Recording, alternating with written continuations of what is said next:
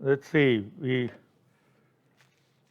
I already can tell that problem number 2 in the homework is going to be an issue for several of you. All right, so let me say a few words about problem number 2.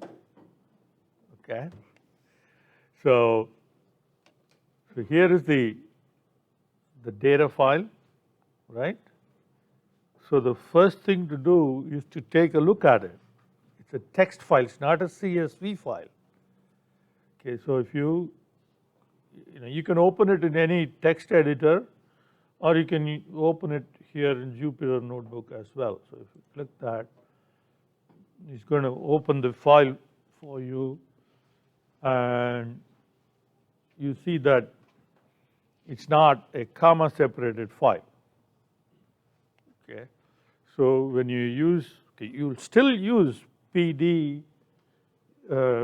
dot read CSV, but you need to use the option separator, right? Because the default is comma. If you don't use it, then it's going to look for commas. There are no commas, so the whole thing will be read in just as a single piece of data. So you have to use sep. There is an example in the class notes. That's number 1. Okay.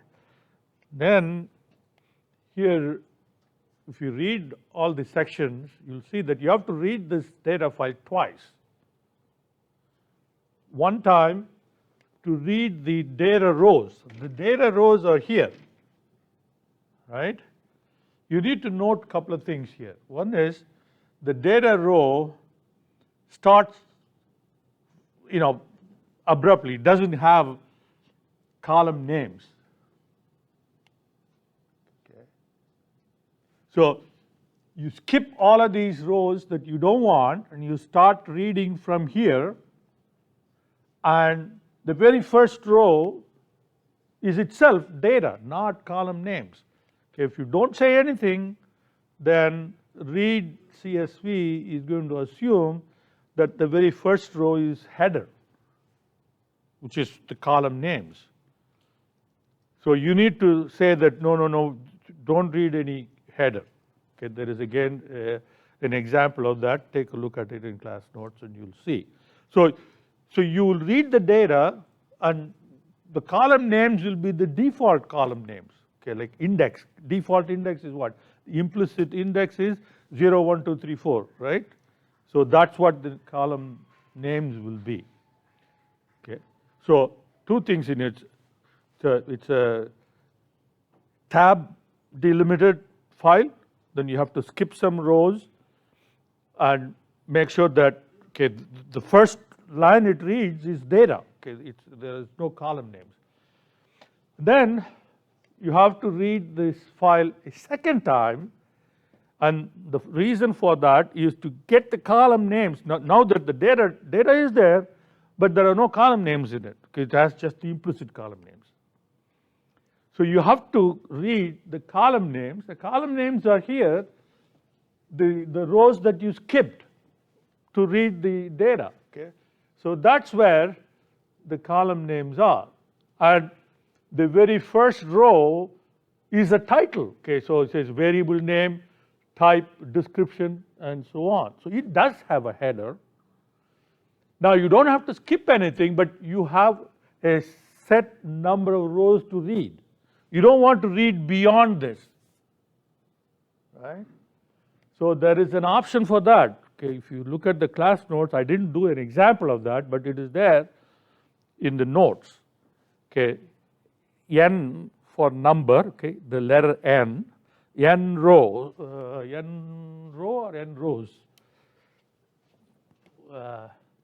Look it up. It's there. If you go to 6, okay, n rows. Okay, so here, n rows, and then you have to. The default is there is no limitation. You read everything, right? But okay, when you're reading the file the second time, to get the column names, you have a set number of rows to read. Okay, so you read only that many rows. Okay, when you read that, it will create a data frame for you, and the data frame will have several columns. The first column will be the variable name, and then you will have a second column of something, third column of something. You don't care about any of these other columns. You only care about the variable name that comes from the very first column. So you read that X number of rows, whatever the number of rows is, so that will be a data frame, and then you peel off the very first column alone and make that into a list. How do you do a list? Okay, you can use the list function for that. Okay, how do you use list function? So you see list. Okay, whatever that you're reading, the pd.read CSV, blah, blah, blah, blah, and then once that is done, you just give, okay, you have to put that in. So that part, that's going to read, okay, so this will read the data frame, and then it will peel off the very first column, which is the variable name. Variable name is the name of the column, okay, and then you make that into a list.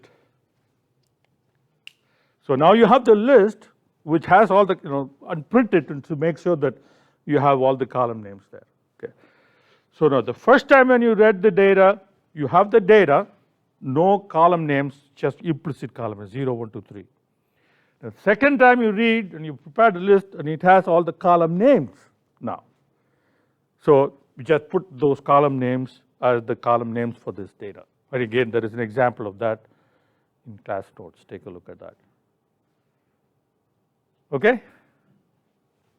All right. And then the rest of it is pretty all right. And if you have any questions, of course, feel free. I'll be on Zoom, so feel free to drop by, okay? All right.